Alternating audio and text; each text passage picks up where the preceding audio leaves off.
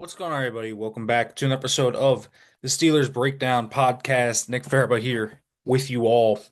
And I want to talk today about T.J. Watt. I've had a few questions from people about T.J. Watt's contract and, you know, the impending extension that they're going to give him because, to be real, they're not going to trade T.J. Watt. It's not a real consideration. So what's the point of talking about it? So let's talk about Watt and kind of how this extension is going to come out, the sticking points, and whether and kind of the risks involved with extending TJ Watt. Because I think this isn't like the last deal where it was like no brainer. TJ is a stud. He's in his prime. And you knew you were going to get your money's back on it, and they did. He's a star player, and was one of the best edge rushers in the league, if not the best. So they easily did that one. But this one I think is a little different because he's 31 years old. And the question is, how long do you extend him and how much money do you give him?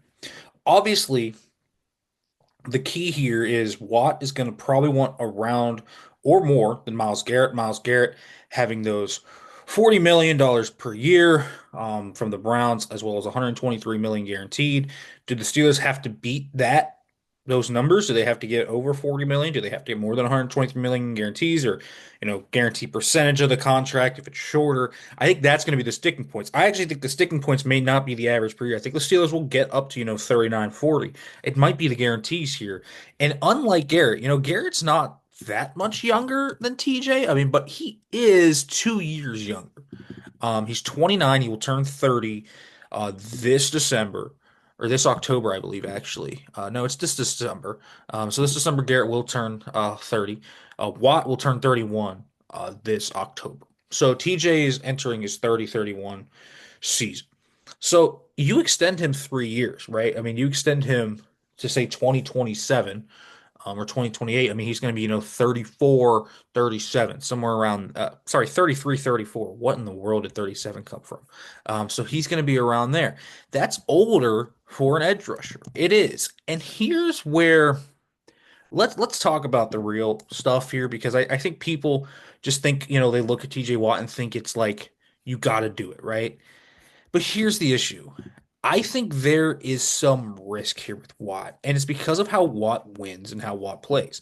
Now, I've said before on multiple podcasts that when you look at Hall of Fame edge rushers, generally they age pretty gracefully. You can look at a lot of Hall of Fame edges, and they are still productive into their age 33, 34 seasons. So it's certainly not crazy to think TJ Watt could be. The thing is, and this is an interesting article by James Foster, was is written on why the left. And I thought this really highlighted something that people were overlooking. When you look at how Watt wins through speed rush. That is the key to him winning just about every time. TJ is a complete anomaly of a pass rusher. Most guys win with power and with speed. What Watt wins with is almost pure speed. That speed and rip, the ghost move, the outside explosiveness based moves is a TJ Watt staple. He is a elite speed rusher. But as he gets older, the burst isn't going to be quite as good. His bend might decrease a little bit, and the athletic gifts he has aren't going to be as elite. And so that is going to be something to watch. Cam Hayward, for example, has been so good because his game isn't strictly based off athleticism. His game is based off power and elite bull rush long arm moves. Power really lasts. And so really good power rushers. I think of guys like Jared Allen, for example, who were really good late into their careers. Julius Peppers, those were guys that could really be elite power rushers. Different players as well, kind of different defenses. But what they did was they won with power at a very high level. Watt is someone that doesn't win with power a lot. But my question then is it because he can't win with power or because he just doesn't? So TJ Watt won with 26 speed rushes last year. And that was on 78% of his rushes. Only Harold Landry was higher, Boye Mafe right around there. No one was nearly as effective, though, as TJ Watt in terms of a speed rusher. He is arguably the best speed rusher in the NFL. He is just an elite speed rusher. And not only does he win with the rip and dip, or does he win with the ghost move, he also wins with that cross chop. That's been TJ's move his entire career. He won on, I think, 19% of his cross chops. That was kind of something that really came to the forefront when you watched his game was the cross chops, and he's always been so good at doing that. That has been his thing. And so really TJ Watt wins through three moves. And it is that cross chop, it's that speed rush, rip and dip, and then it's that ghost move. That's how he wins. And the question I think we have to ask is there bull rush potential? Is there this long arm potential? Because TJ is so speed rush heavy for his level of play. There are other speed rushers, but there are not speed rushers this good. I think that's really what stood out to me. There is so little of elite speed rushing talent at this high level that Watt has. That he's a unique player. That's why he wins so fast. That's why he creates havoc, turnovers. He can really kind of win on sacks and finish them at a higher level. He's just got a relentless motor and he's explosive and wins on speed rushes better than anyone. And so it's been these kind of one or two moves that he's really integrated that ghost move in more recent years. Um, and that's become more and more. And then Highsmith has done it, and then Herbig did it, and he's just kind of passed it down.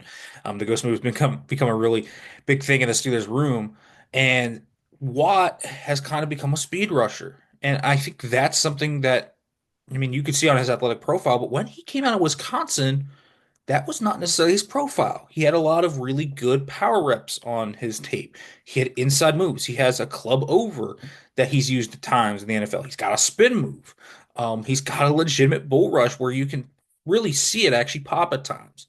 And so the risk with Watt is he too reliant on the speed rush? And does he need to reinvent himself? I actually think this is maybe the most under talked about storyline of the offseason. I really want to see how TJ Watt reinvents himself. He's going to be 31.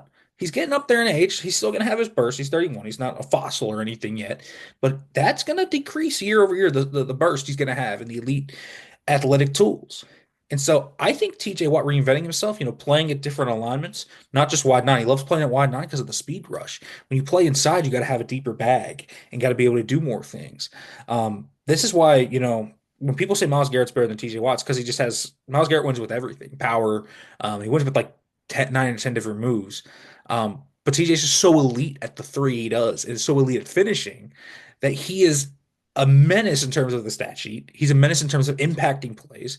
And it's really interesting. And Myles Garrett's gonna be really good into his mid 30s because he wins so many different ways. Even when his burst is gone, he's going to be a really good power rusher. He won't be as dominant as he once was, but he's going to be a really good player still. TJ Watt, though, is a different player that relies on a speed rush.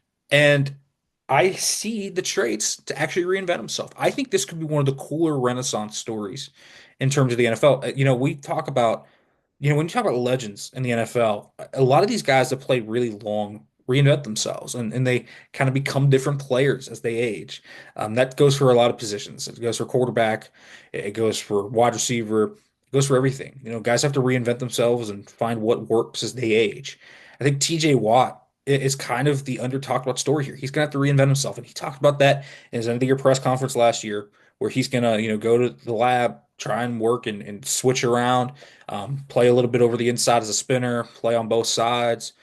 He's gonna have to add more of those inside moves. He's gonna add more power to his game, but it's there. You watch the tape and you watch the in between reps where he does pull those out and he's got power. He's got the ability to do it.